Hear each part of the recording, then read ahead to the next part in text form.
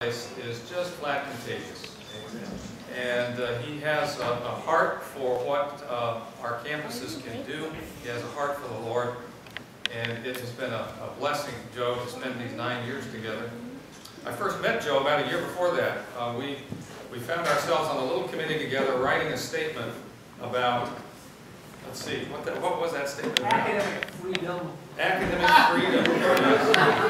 So that was my first taste of this guy named Joe Galusha. And shortly after we had had this little meeting, I was so impressed. I was so impressed with his love for this place called Rosario, which I had heard about.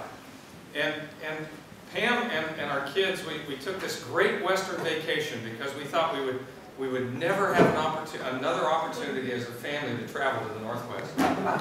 And so we wanted to explore some of Dad's roots, and so we got out here, and we were out here looking for Rosario and never found it.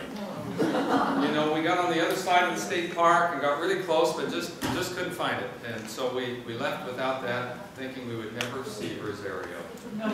Yes. But then, you know, life has its twists and its turns, doesn't it? Yes. But Joe, from my very first acquaintance with him, was a person that I knew was an interesting, fascinating person with great passions and convictions, and I'm thrilled that we've had some time to journey together. Let's just bow our heads and invite the Lord to be with us as we think and laugh and share together this afternoon. Father in heaven, we come to you this afternoon to honor one of your servants, Dr. Joe Galusha, who means a great deal to us in this room. We thank you. We count him part of the treasure trove of our risen Christ that he has bequeathed upon us. We thank you for him. And we ask that as we honor him, that you would hear our praise to you for the good gifts that you have given us in Joe. We pray that you would gather with us this afternoon in Jesus' name. Amen. You know, there's nobody I'd rather turn this over to lead us through some conversations and sharing this afternoon than one Dr. Jim Nestor. Please welcome him. Thank you very much.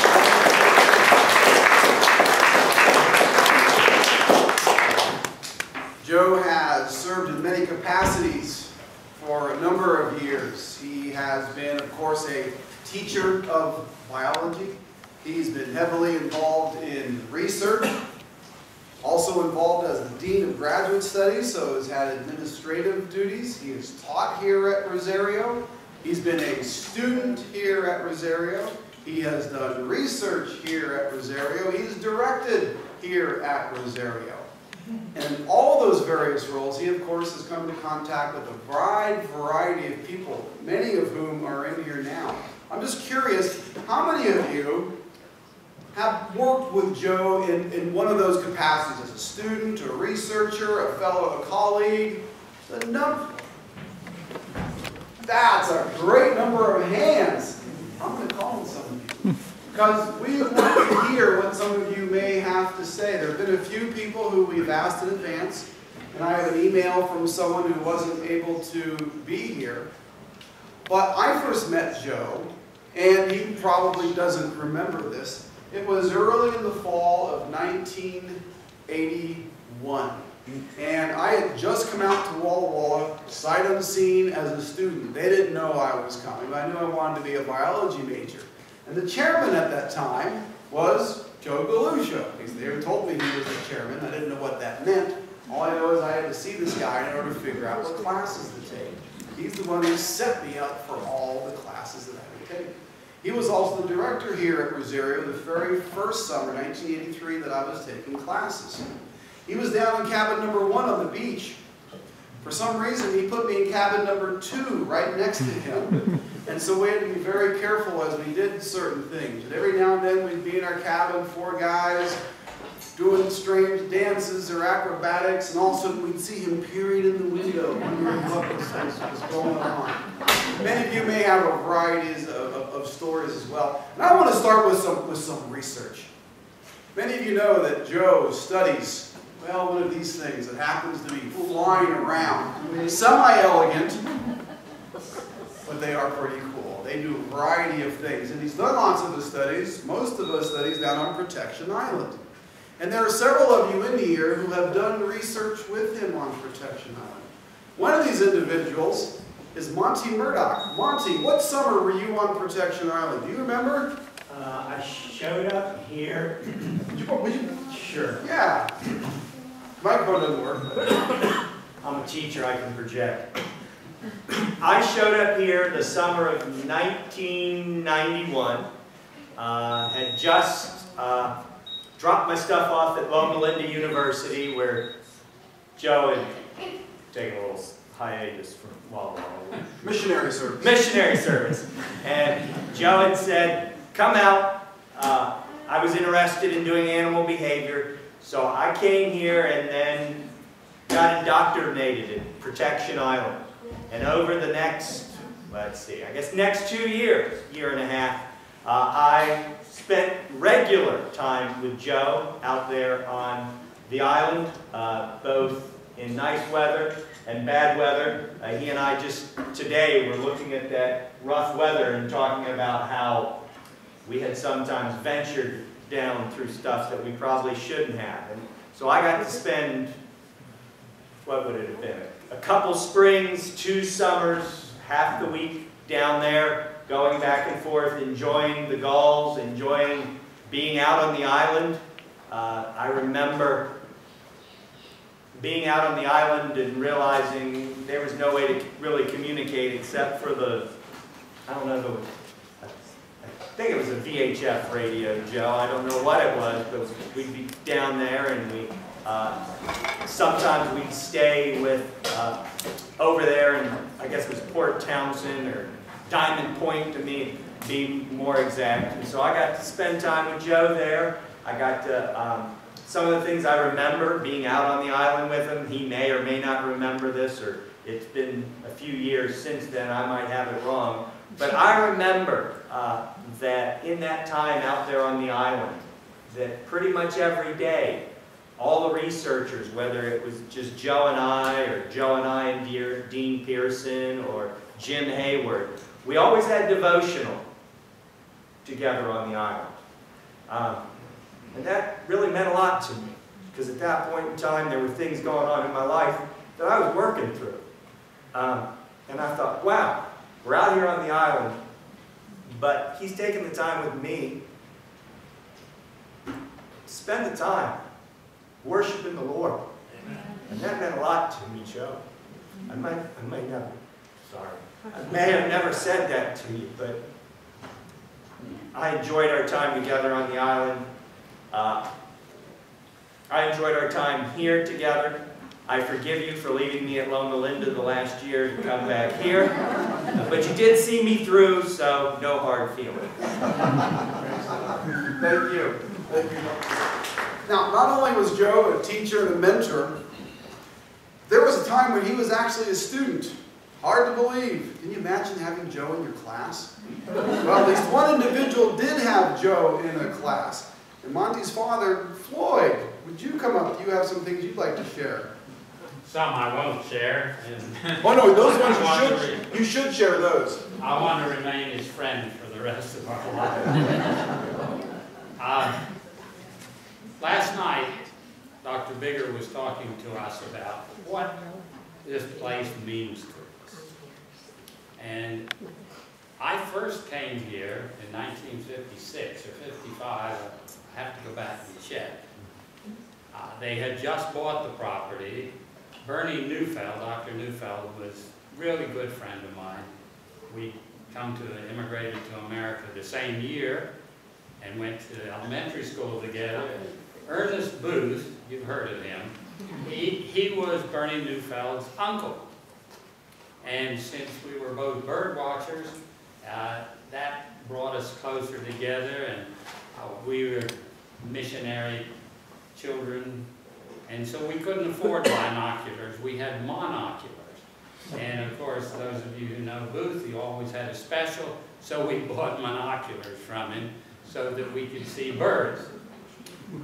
My mother and father, who taught for the church, my uncle and aunt were both teaching at Walla Walla, and we came to visit them. And we came over here to the field station. Sanctuary, I would call it, or refuge. And Mrs. Booth had a mission project And so she sold seashells as a way to raise money for a mission project. So I scrounged off my Scottish father $5 to get shells. That was the beginning of my $1.5 million collection of shells. Later, I went to Andrews University because they moved the seminary from Washington to Andrews. 3 doors down was this kid about this high, well, maybe even a little shorter than that, Joe Galusha. His father taught at the university and he lived down the road. So I'd pass his house every now and then, but I was a big shot in college. I didn't pay much attention to people like that until I was a senior and I wanted to be a teacher. I wanted to teach biology and history. Not necessarily that many people go in that direction, but I wanted to do that. So they sent me off to the academy to do my practice teaching. And there was this kid in the class named Joe Galusha. And that was the first time that he wasn't this kid, he was now this kid. And so with Roy Smith guiding us, it might have even been geography I taught part-time. But anyway, he was in the class. Then I came as a student out here with Asa. Thorson, Andrews, and Walla Walla began to coordinate together, which is unusual for Adventist competition in their schools, but they got their act together and did that. And I came out here to work on my master's degree with, and I took animal behavior with Jack Stout, who had taught me Bible teach. Well, he taught Sabbath school to me, along with Lauren, and you would know Lauren. He was my other Sabbath school teacher. I'm sure we gave him a very rough time, and I paid for that later with students like Joe. And so they asked me to teach this course as a graduate student, history, Western civilization. Before I came here, I took out the folder that I kept. You know, historians keep everything so we can bribe people in later life. And I looked up Joe Galusha's paper from his final test from that semester. And Joe probably doesn't remember, but he and Mike Kelly got the highest grade in the class. Woo. And one of the questions was, who is the greatest? Because Muhammad Ali had just won the boxing match the night before, and you got 5 bonus points for that. Well, of course, Joe got the bonus point. He was right up to date. You would have thought that that would be the end. But 2 years later, I was invited to come to Walla Walla Valley Academy. And Bill Shepard was the president. He had helped my mother get her PhD, and he decided he was going to help me get mine. I needed all the help I could get. So we came to Walla Walla, and I started teaching later on in the history department. And who should be a history major but Joe Galusha? And he was blaming me for this earlier. I'm not sure I deserve the blame or the credit. But as the year went along, he got involved in politics and his grades went down. But he still was right near the top of the class and did very well. We remained friends, and I used to talk to him since I was an avid naturalist and I wanted to keep bird watching as a hobby, not a profession. And since the university was paid for my doctor's degree, I taught a little of everything for him. Some of the education, did a little work in the biology. And Joe and I would talk, and I said, you know, you really ought to get into the natural history area. I said, you know, I like animal and bird behavior. So see all these birds flying around? That's my fault. And I wouldn't say I take total credit for that. But this was a place of sanctuary, of meaning, and I used to come here many times. I really enjoyed it. And I still enjoy it. But probably the greatest gift Joe ever did for me was that I brought my son and my little daughter out here a time or two, and I think Monty was 10 and Jennifer was a year and a half or something. Joe would take us for boat rides, and I have some pictures of him driving, sailing us all around here, and Monty loved it. So my only begotten son decided he wants to study biology. Guess what? That's what I was teaching, or I was in administration. So we talked, and I suggested that Joe would be a good mentor. Now, you've got to have a lot of faith in a former student to recommend to your only son that he come and study with Joe. And so that happened. I was born in England during an air raid, so I had a leaning towards Oxford University, but I went to American University instead, so I was happy that Joe went over there with Dr. Tinbergen and studied birds. And the rest is history, and you're going to hear more about it. I won't go into all the rook games we played or all the other things we did, because this is an honorable event on the Sabbath.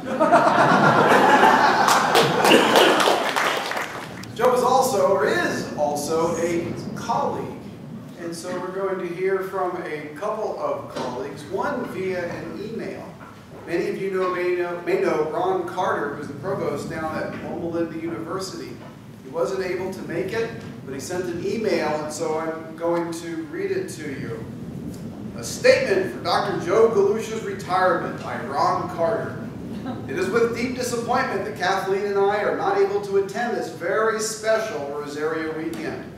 Our family counts the many summers spent at Rosario as being time close to heaven, and we wish we could be there to celebrate the career of our dear friend Joe. Joe Galusha is the most iconic person I know.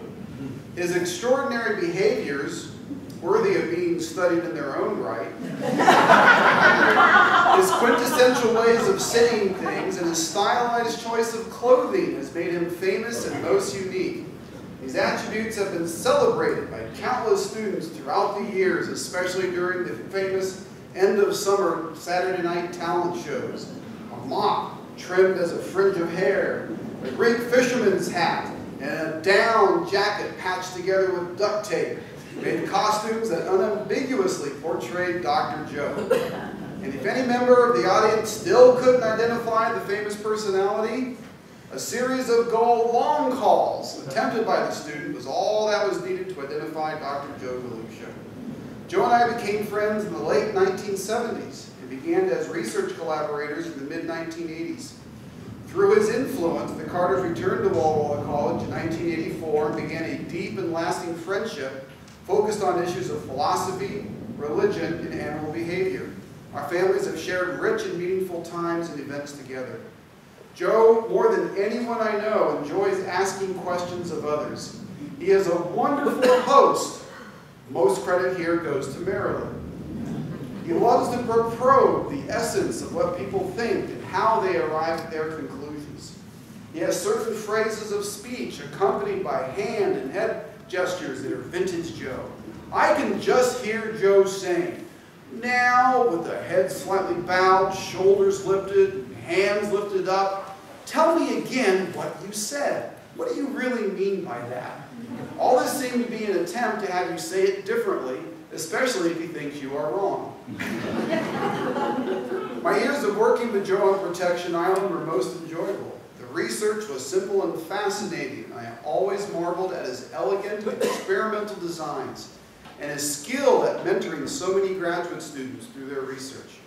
Above all, I cherished the many late-night discussions we had about God's will for our lives, the grand things we wish to accomplish together, and the multiple interpretations of God's hand in nature and science.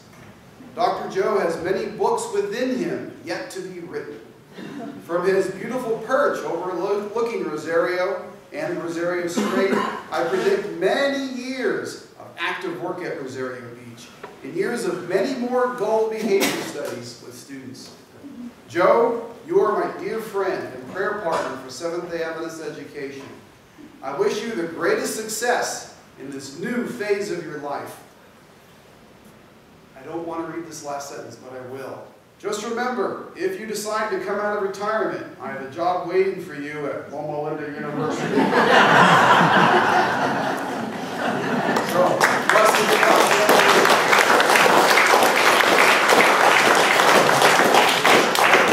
Devin Huron, down there at Loma Linda. Right. Al Grable.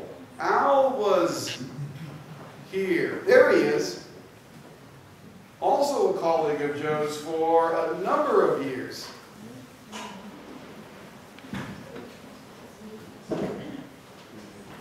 Acquainted with Joe in the spring of 1968 when he signed up for my systematic botany class. Now this was a class where we took field trips every Sunday, all day. And then one long weekend field trip. And that particular year, he reminded me the other day, or yesterday, that we went down to Malheur. Now this was also a bird watching area. I didn't always go, well, every year I went to a different place. So they went to Malheur about twice or 3 times. But we went down there, and Joe, oh, we had a great time. I don't have any spectacular statements about the field trip, but one of the things that I remember was that this was supposed to have been his senior year, and he decided that he needed to have more time to take more courses, and he had changed to biology. And the other side of that was that somehow he'd gotten into politics at the college then, now university, and managed to get himself elected as the ASB president for the next year. So Joe was back again the following year as his real senior year, as his senior year. Then we were over here at Rosario Beach, and he became quite involved with Jack Stout and the Seagulls. And we never could blame him for that. In my teaching, it seemed like I always had a bird watcher in my classes, wherever I went. And because we were out in the field so much, it was a good time. And I managed to see, I don't know how many birds that were pointed out to me by my bird watching students. I never bothered to keep a list, but over the years I've had many birds. But Joe was here. He became with Maryland. He went off to Oxford. And then when he came back, by that time our family and his family became quite good friends as he started teaching. And I can remember, and his folks used to come here. And I can remember many a Saturday night when we had a rook game going 6 hands. Of course, Joe and rook are synonymous. Joe, it has been a great privilege. And I've taught with him on the main campus. And when I vacated my office back in '92, Joe immediately moved from the office that he had into my old office. And has been there. Now you haven't moved out yet, have you? You have? Recently, yes. Okay. Anyway, so Joe, it's been a great privilege knowing you, having you as a student, and having many of the rest of you here. God bless you all. Amen. And what it is said is, you ought to go away from our event today with a different capability than you came with. And so what I want to do is to just briefly highlight what has interested me about several things of the Galt story, and then practice a very pleasant call together. We're going to end up as a choir. So kind of rub your throat a little bit. But you first have got to have a story. Because the way glaucous-winged gulls work in this region is quite simple and straightforward. In the springtime a few years ago, I learned this myself, and it goes like this. April, maybe March, out on islands in the San Juans, some of the most elegant of all living organisms come in. Now you see their forms overhead. Watch carefully because this one has a marvelous wing. Its bill is up in just the right orientation. The one up above is looking down and watching. And what characterized these particular animals as I began to watch them was that they were able to judge behavior very, very carefully. So a male might alight on a traditional territory site, often a piece of a log, sometimes a large rock. And they would, the males would kind of strut just a little bit. They didn't move, but they kind of stretch and puff out their chest, kind of like the one is doing on just behind Dean Sanders there. Glaucous-winged gull, notice how the wings are held at the side. I don't know whether that's stuck down or not, Jim. We'll just leave it there, and notice they would just kind of strut. Now, another gull would come in, often looking for a similar spot to sit. And all of a sudden, the resident would make a bow and go, wah, wah, wah, wah, wah, wah, wah, wah, wah, wah. That particular call was of great interest to laryngologists, those studying gulls, Laridae, all around the world. We were betting at what that call meant. The major professor I was fortunate enough to have in England thought that what that was essentially a clenched fist. Remember back in the 60s when our brothers would raise a fist if they had something they weren't able to say with their mouth. They would say it with a posture. This gull didn't have many words, but wah, wah, wah, wah, wah, wah, wah, wah, and essentially saying, stay away. This is my territory. As I began to watch them carefully, there were hundreds of times where male gulls especially would shout back, stay away from my territory.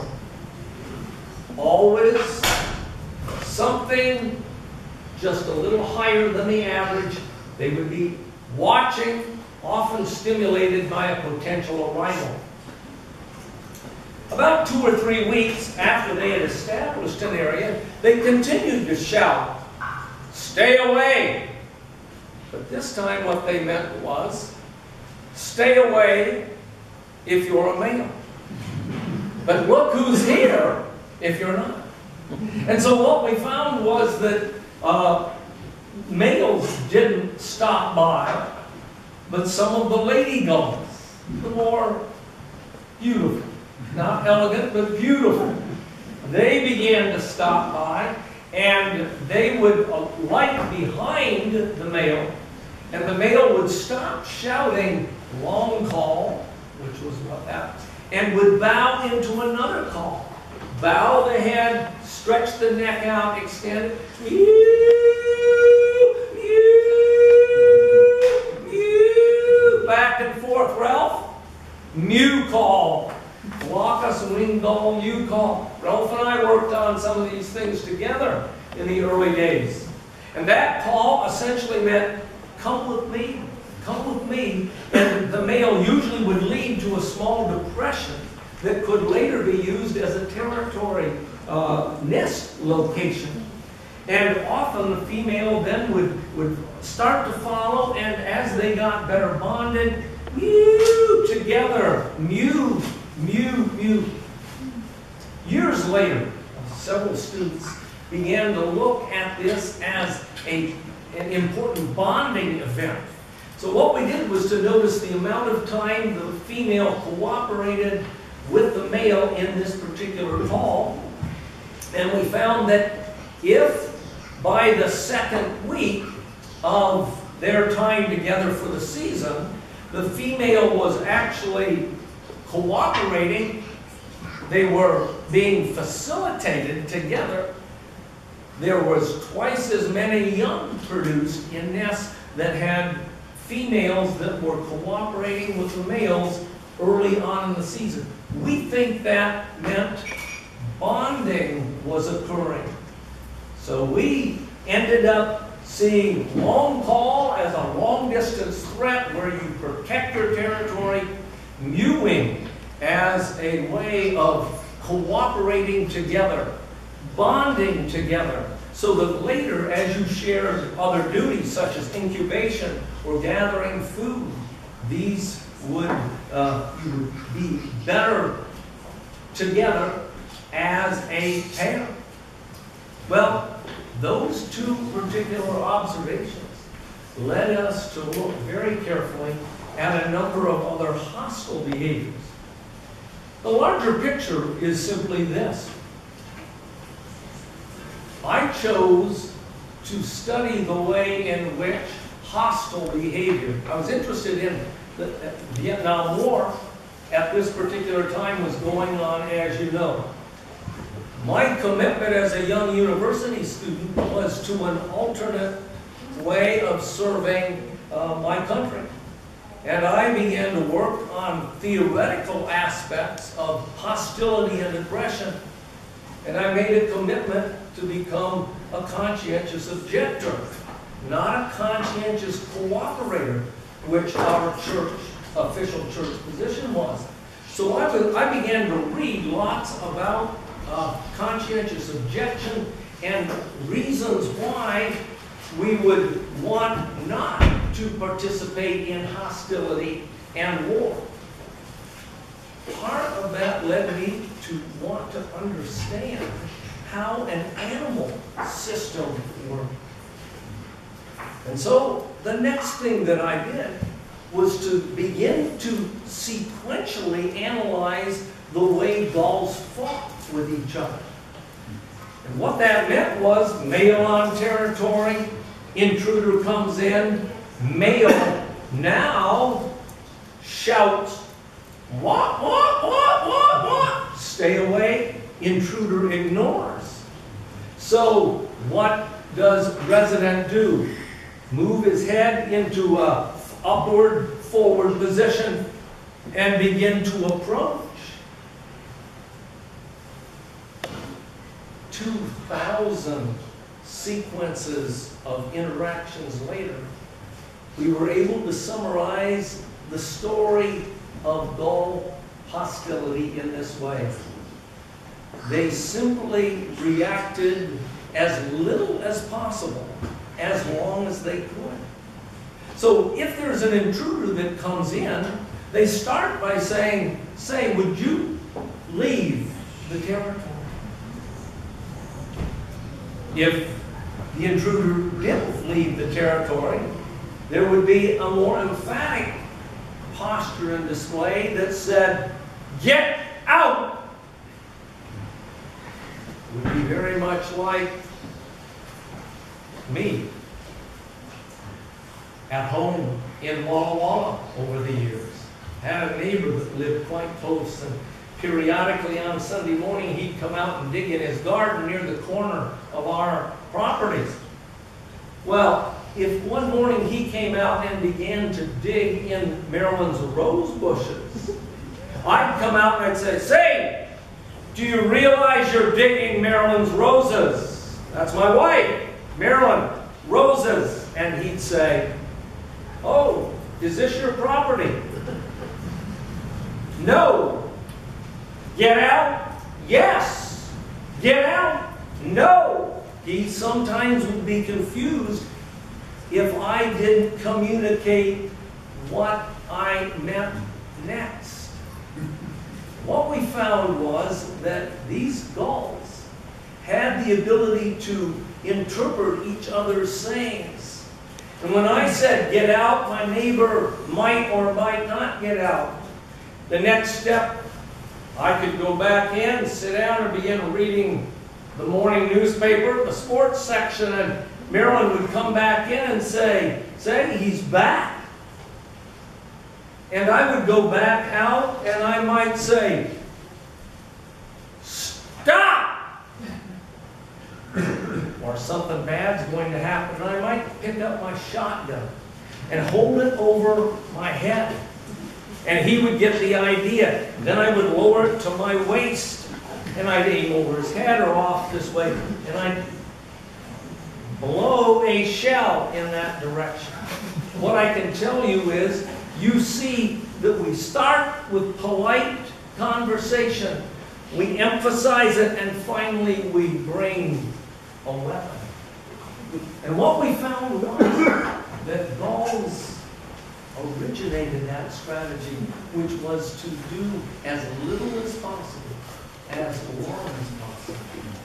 And that strategy of escalated aggression was a key idea that was developed by Jack Stout, myself, and several others at this place. We worked several islands. Some of you have shared your experiences on Williamson's Rocks or Colville Island. And it was on those places that we began to apply some animal behavior to human challenges and endeavors. And so I simply credit this place, credit the teachers and the experiences that I had here at making things start to make sense. It was okay to ask questions, to probe and to poke. And the beauty about Gauls is this. They use their eyes and their ears primarily for communications. They don't smell things very easily. They certainly don't taste things. Some of you see them in the dump. I don't know what they taste that's good in the dump.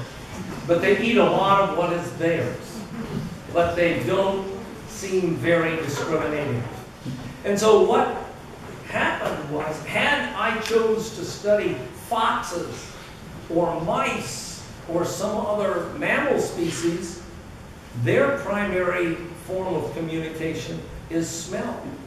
We would never have been able to do the subtle, sensitive experiments that we did on gulls with olfactory-driven behavioral systems. That interested the National Institutes of Mental Health. And for the last 3 years of my work as a graduate student, because I did mine while I was teaching at Maplewood Academy, my work, my thesis work and research was funded by the National Institutes of Mental Health through Jack Stout, John Stout. And what they were interested in is how and why is there an animal system that fights 50 or 100 times more often than human beings do, and yet no one ever gets seriously hurt. Well, we saw chicks and juveniles get beaten badly, but in more than 20,000 hours of observation, I've never seen an adult kill. Some blood, some attacks, some pulling of bills primarily. National Institutes of Mental Health was very interested in what the scheme of things. Why is this species so effective? After 5 years, John Stout and his students, myself included, came back to the idea of escalated communication. In this case, not all hostile, but escalated. Specific behaviors for specific activities. And those are the kinds of things that academically led to my pleasure and pursuit of the story, Glaucus of Winged Dolls, Elegance in Action. So I just challenge you, there's going to be a young person in your church, or a young person in your family, or a grandkid or two one of these days. Listen to them. Offer them the opportunity at a camp like a youth camp. Even better, at a marine laboratory like Rosario Beach. To come and dabble in behavior science. Incredible opportunity to enjoy and appreciate nature. Traced and puzzled by the way animals behave. And that has kind of driven my interest. Yea, even these few, but 40 years. Opportunities to see the students for the first time. Questions and find answers. And I just say, God will be blessed for the step by step opportunity that is in mind, James. James, there are going to be some folks that don't always notice dolls in the same context. But I promise you, you will want to be prepared the next time you're on the beach. Got your grandkids there, great-grandkids or something, and you know, they're coming over, the dolls are coming over, and really they're not going to bother you much. But you're going to want to be able to do this talk. And so I always start with my students like this. I say, if the head and neck is fully extended and the mouth is slightly open, you see it there. See it there. And this is the way the call will, and we're going to do it together as I finish here. That's it, James. Okay. And see, we bow like this, and as they bow, these dolls will go, wah. That's it. All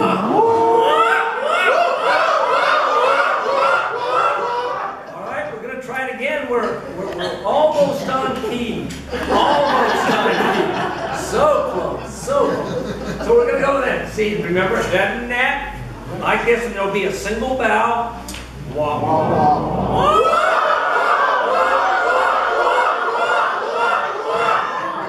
I promise you that on that day, when the angels of heaven gather, call back with the call of the Glaucus winged doll. You mentioned Marilyn, but we were thinking of her in this moment, and going to be spending somewhat more time with this guy named Joe. And Joe doesn't particularly like change, so we've tried to do this carefully as we craft a little memento to share with him. You might have seen this picture of Joe. Let me describe it in case you can't see it very well here. This is Joe. This is vintage Joe. Protection Island. He has an old coat on. This is an old coat because you can see the rips and tears and much duct tape. Duct tape all over it. The characteristic seaman's hat there that I think maybe he's wearing on his head at this moment. And that's Joe. But we were a little concerned about Marilyn having to put up with this and thought maybe we could attempt a little change, keeping the themes pretty close to what you see here, but maybe she wouldn't be so embarrassed to be seen with him. Joe, would you come up, please, sir?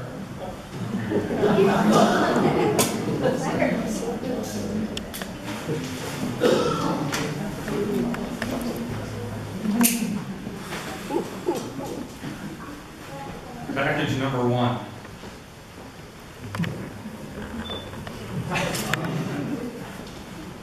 I hope it's not a lie.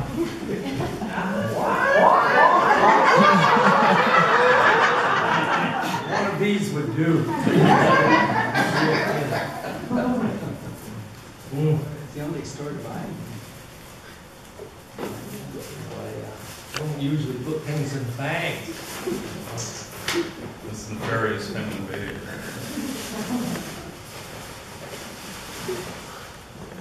Oh my goodness.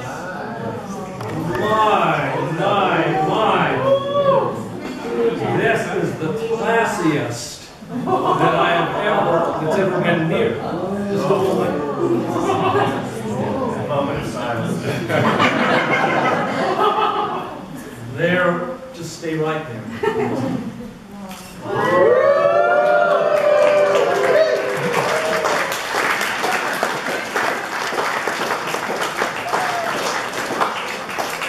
Stand tall on my little rock here if I ever get back out onto the island. That is some fine headgear.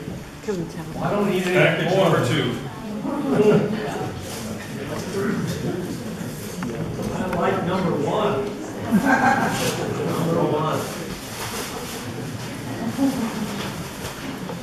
Oh! This is lighter. There has no residue on it.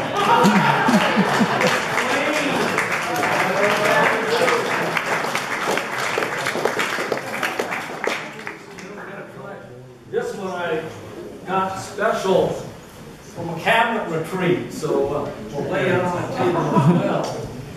Wow, this is very, very nice, and it's light.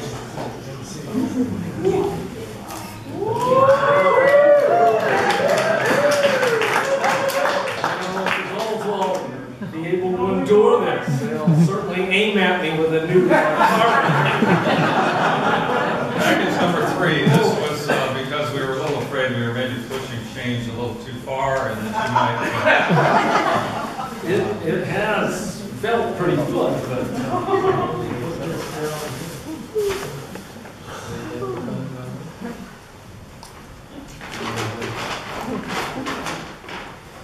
Duct tape!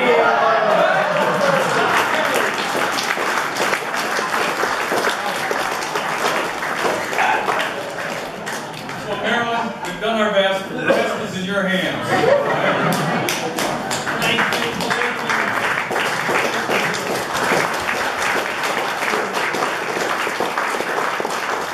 The family that I have represented here has been a key part over the years. We have been blessed by the Marine Station. And Marilyn has spent parts of 41 summers here. 41 summers.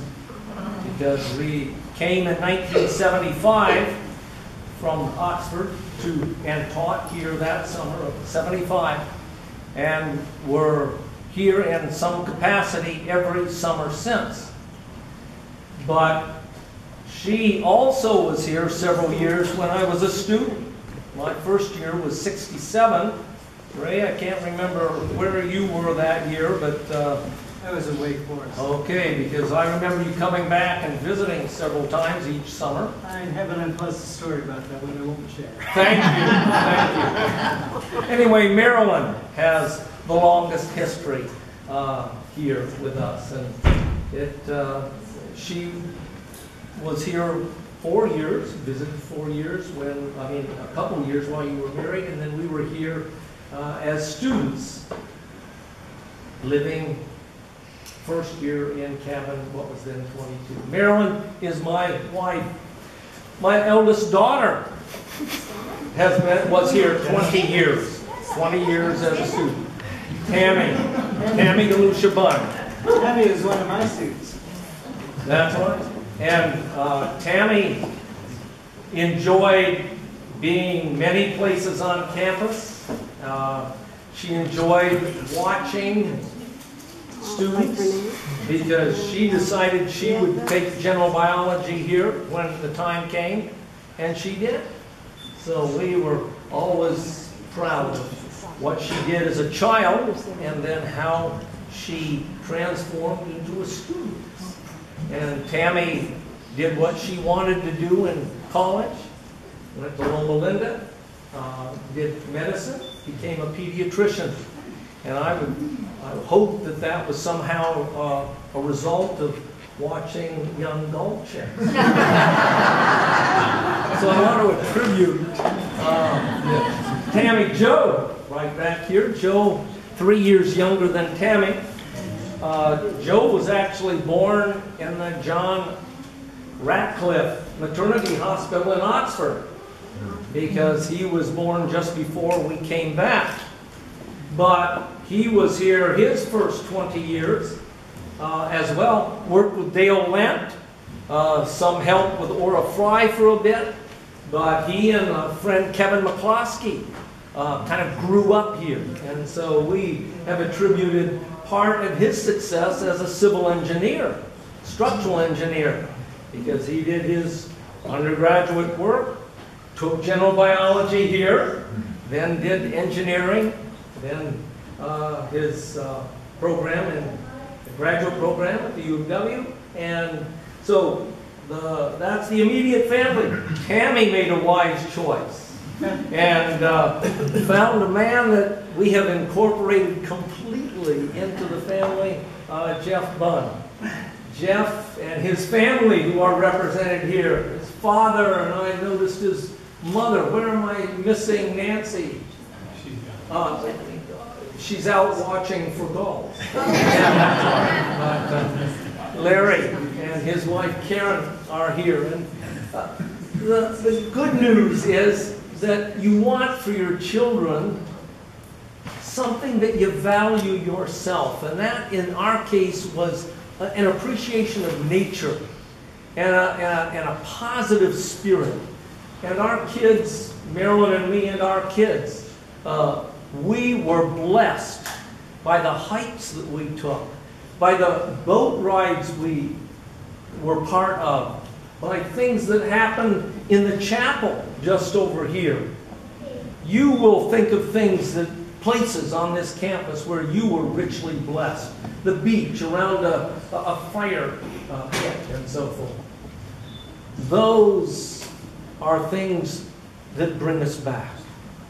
And I promise you that there will be a time in your life soon when coming back, as Gerald has reminded us, coming back to peace and quiet is a very important thing. Well, the next generation and the last. The last generation, I hope, before the Lord comes. But if not, another generation. This is Jaden Joseph Galusha. And so, can you stand up, my Bubba? That's it. He's Grandpa's namesake. And so we just praise God for his regular attendance. He and his sister Macy, glance around to see. She's back babysitting right back here. Hello, Macy. Can you raise your hand, honey? That's it. A treasure. She's the youngest of the grandchildren.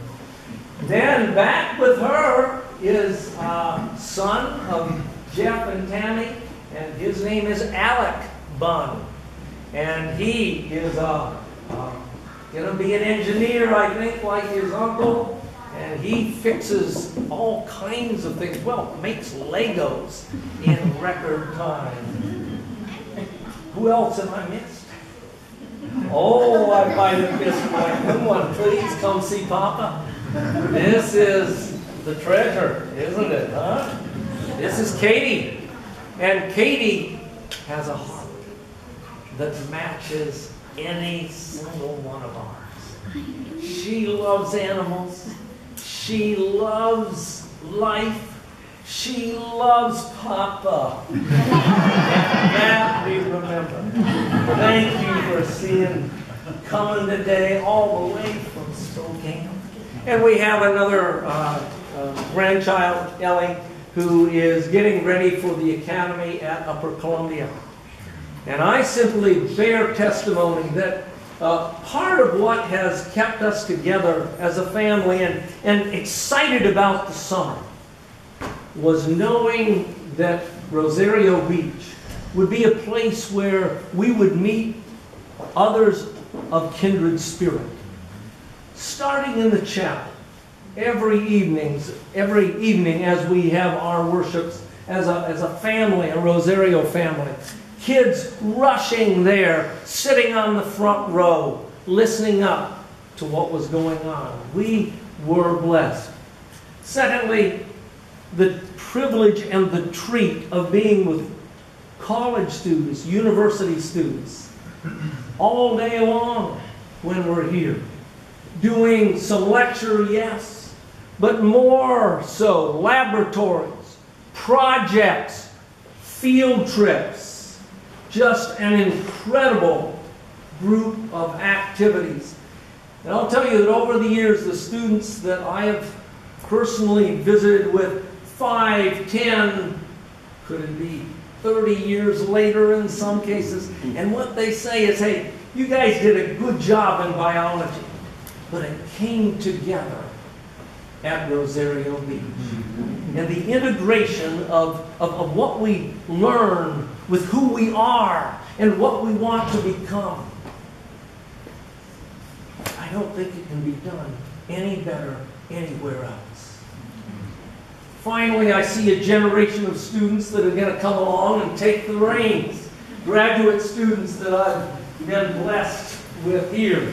Monty already you've heard from. But generations of graduate students that are going to come along and take the reins. And my hope and my prayer is that they will see in the stories and the lives of those of us who went ahead, things that will make sense and drive their desires to be all they can be until the Lord comes. And so the next time this cluster of people may gather, we'll be on that far side. And I just praise God for what has brought us together and what will keep us together in the years ahead. Especially